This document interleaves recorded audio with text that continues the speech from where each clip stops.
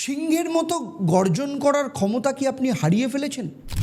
সিংহ রাশির বন্ধুরা, আপনাদের বলছি, গত কয়েক মাস ধরে কি আপনার মনে হচ্ছে যে আপনার চারপাশের যে মানুষগুলো রয়েছে তারা একজোট হয়ে আপনার বিরুদ্ধে কোনো গভীর মায়াজাল বা ষড়যন্ত্রের জাল বুনছে?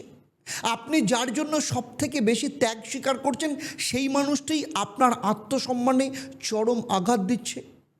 আপনি তো বনের রাজা, আপনি তো শাসক, তাহলে কেন আজ আপনাকে ছোট ছোট কারণে অন্যের কাছে মাথা নত করতে হচ্ছে? কেন তিল তিল করে গড়া পরিশ্রমের ফল অন্য কেউ হাইজ্যাক করে নিয়ে যাচ্ছে? তাই সিংহ রাশির বন্ধুদের বলছি, মে 2026 আপনার জীবনে এক বিশাল অগ্নি পরীক্ষা। কারণ এই মাসে আকাশের গ্রহরা আপনার জন্য এমন এক তান্ত্রিক ছক সাজিয়ে রেখেছে যা হয়তো আপনি গত কয়েক বছর রেকর্ড আপনার ভেঙে দেবে। একদিকে অষ্টম ঘরে বসে থাকা কর্মফলদাতা শনি আপনার পা ধরে টানার চেষ্টা করছে, যাকে তন্ত্রশাস্ত্রে ফাঁদ বলা হয়। অন্যদিকে আপনার রাশির অধিপতি গ্রহ রবি দশম ঘরে যাওয়ার তোড়জোড় করছে, যা আপনাকে দিতে পারে হারানো রাজসিংহাসন। বিশেষ করে 11 এবং 15ই মে, এই দুটো তারিখ আপনার ডায়েরিতে লাল কালি দিয়ে লিখে রাখুন। এই দিনগুলোতে এমন কিছু ঘটবে যা হয় আপনার হাড়ভাঙা খাটুনির পর বিজয়ের শেখরে বসাবে, না হলে একটা ছোট্ট রাগের মাথায় নেওয়া ভুল সিদ্ধান্ত আপনাকে কোনো মস্ত বড় গর্তে ফেলে দেবে।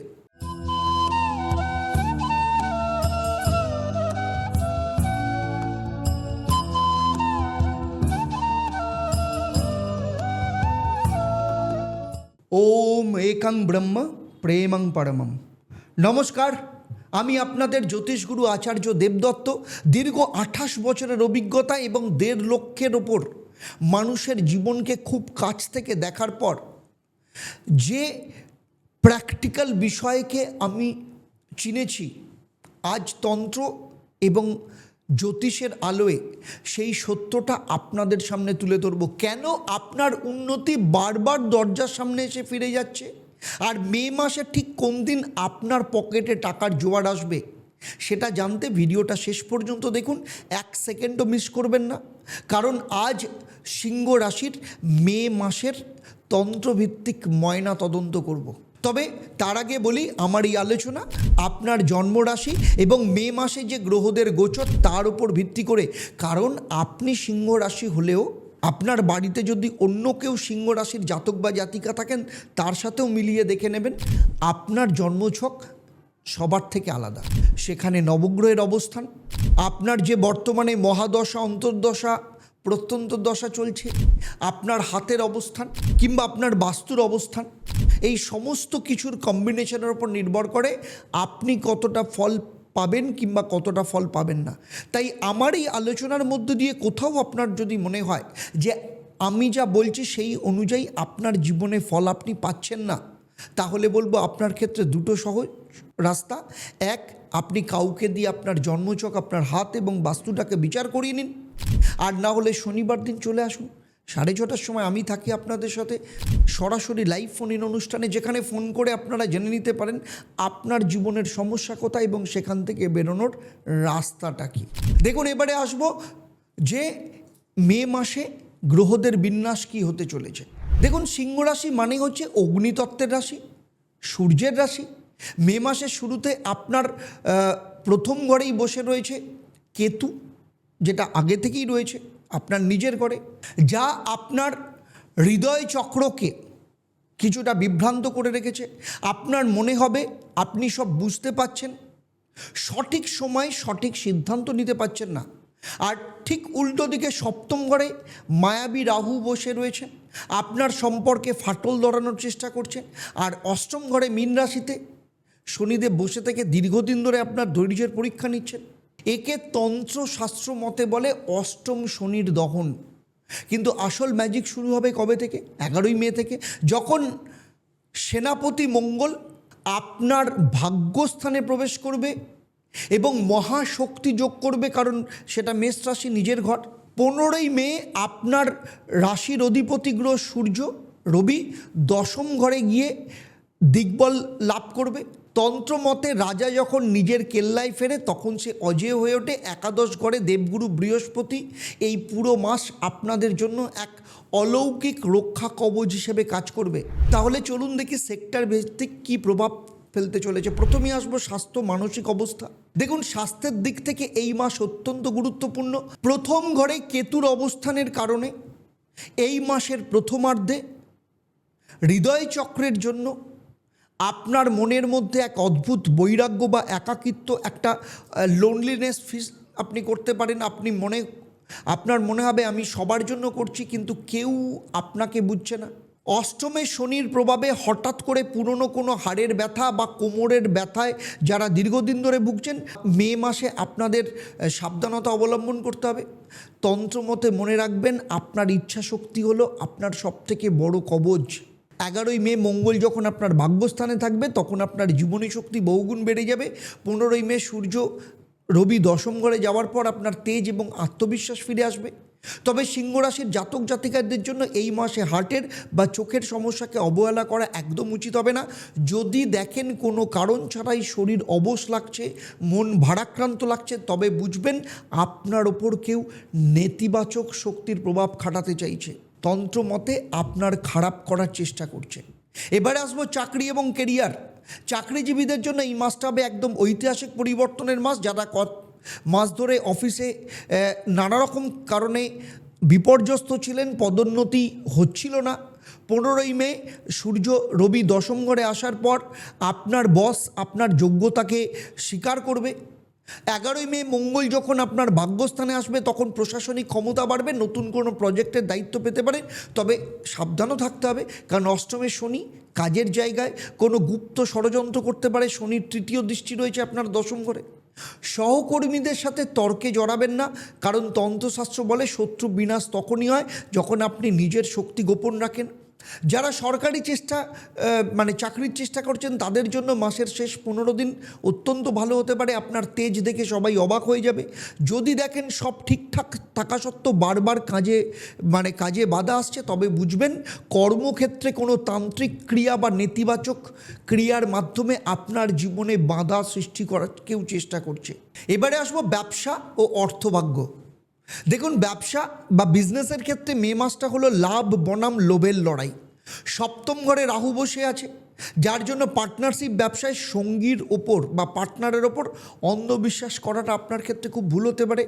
লজিক দিয়ে প্রতিটা কাগজ যাচাই করুন। মে মাসের প্রথম 15 দিন কোনো বড় ইনভেস্টমেন্টে যাবেন না। অষ্টমে শনির প্রভাবে আপনার টাকা হঠাৎ করে আটকে যেতে পারে, কিন্তু 15ই মের পর যখন আপনার দশমপতি এবং ধনাধিপতি শুভ অবস্থানে আসবে তখন ব্যবসায় লাভের জোয়ার আসবে। যারা লোহা, সোনা বা প্রসাধনী ব্যবসা করেন তাদের জন্য 11ই মের পর অভাবনীয় লাভের সময় শুরু হবে। মে মাসের শেষে পৈতৃক সম্পত্তি থেকে হঠাৎ করে অর্থ আসার প্রবল যোগ রয়েছে। আর্থিক স্থিতি মজবুত করতে লজিক ব্যবহার করুন। যদি দেখেন ব্যবসায় কোনো কারণ ছাড়াই কাস্টমার আসা কমে গেছে, তবে সময় নষ্ট করবেন না। আপনার দোকানের বা অফিসের নেতিবাচক শক্তিকে পরীক্ষা করান, বা আপনার জীবনের ওপর কেউ কোনো রকমভাবে তান্ত্রিক ক্রিয়া বা স্তম্ভন ক্রিয়া করেছে কিনা সেটাকে আগে যাচাই করার চেষ্টা করুন। এবারে আসবো শিক্ষা এবং ছাত্র জীবনের ক্ষেত্রে। স্টুডেন্টের ক্ষেত্রে মে মাস অত্যন্ত শুভ। একাদশ ঘরে বৃহস্পতি মেধার ওপর এমনিতেই তীক্ষ্ণ রয়েছে। বিশেষ করে যারা উচ্চশিক্ষার জন্য বিদেশে যাওয়ার কথা ভাবছে তাদের জন্য 15ই মে থেকে 31শে মের মধ্যে স্কলারশিপের কোনো খবর আসতে পারে। যারা গবেষণামূলক কাজের সাথে যুক্ত তারা নতুন কোনো আবিষ্কার করতে পারে বা নতুন কোনো কিছু ইনোভেটিভ আইডিয়া তাদের মধ্যে আসতে পারে। 11ই মের পর মঙ্গলের প্রভাবে প্রতিযোগিতামূলক পরীক্ষায় অন্যকে টেক্কা দেওয়ার সুযোগ আসবে, তবে মনে রাখতে হবে একাগ্রতাই হলো সফলতার মূল মন্ত্র। এবারে আসবো প্রেম, বিবাহ এবং দাম্পত্য জীবনের ক্ষেত্রে। প্রেম ও ভালোবাসার জীবনে মে মাসটা আপনাদের জন্য একটু কঠিন পরীক্ষা হতে পারে। রাহু সপ্তমে বসে, রাহু এবং লগ্নে থাকা কেতু আপনার এবং আপনার সঙ্গীর মধ্যে অবিশ্বাসের দেওয়াল তৈরি করছে। তুচ্ছ কারণে মনে হতে পারে যে সঙ্গী আপনাকে লুকিয়ে কিছু কাজ করছে। একে বলে সম্পর্কের ক্ষেত্রে তান্ত্রিক ছায়া। কেউ আপনাদের সম্পর্কে বিষ ঢালার জন্য কোনো তান্ত্রিক ক্রিয়া করতে পারে আপনাদের সম্পর্ক যাতে ভেঙে যায়। 14ই মে শুক্র যখন একাদশ ঘরে যাবে তখন সম্পর্কের বরফ গলতে শুরু করবে। যারা নতুন প্রেমে পড়তে চাইছেন তারা তাড়াহুড়ো করবেন না। যারা সন্তান নেওয়ার পরিকল্পনা করছেন তাদের জন্য মে মাসের 15 তারিখের পর সময়টা অত্যন্ত অনুকূল। দেবগুরু বৃহস্পতির দৃষ্টির কারণে একাদশ স্থানে থাকার জন্য সন্তানের বাধা কেটে যাওয়ার সম্ভাবনা রয়েছে। আর সিংহ রাশির জাতক জাতিকাদের উচিত হবে রাজকীয় অহংকার এই মাসে কিছুটা নিয়ন্ত্রণ রাখা। অনেক সময় দেখা যাচ্ছে কোনো কারণ ছাড়াই স্বামী স্ত্রীর মধ্যে বিচ্ছেদ হচ্ছে।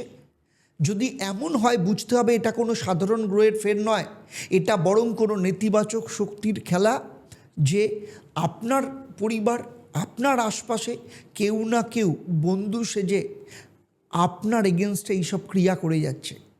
এবারে আসছি বিদেশের মাটি এবং ভাগ্য পরিবর্তন।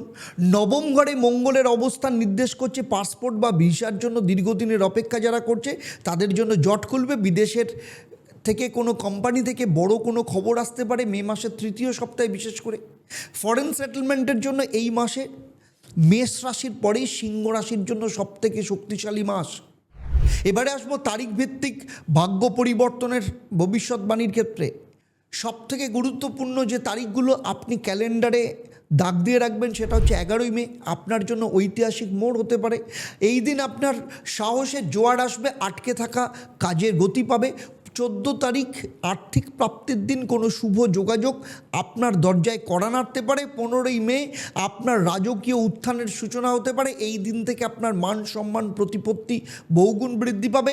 29শে মে তারিখটা একটু সাবধানে থাকুন, হঠাৎ করে পুরনো শত্রু আপনার ক্ষতি করার চেষ্টা করতে পারে। সিংহ রাশির জন্য এই মাসের শুভ রং হচ্ছে সোনালী রং এবং উজ্জ্বল লাল রং।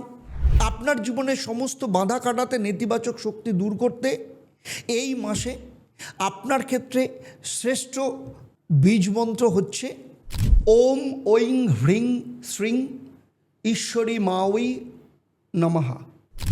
প্রতিদিন স্নান করে উত্তর দিকে মুখ করে বসে অন্তত 108 বার এই মন্ত্র জপ করুন। শব্দের শক্তি আপনার হৃদয় চক্রকে জাগ্রত করবে।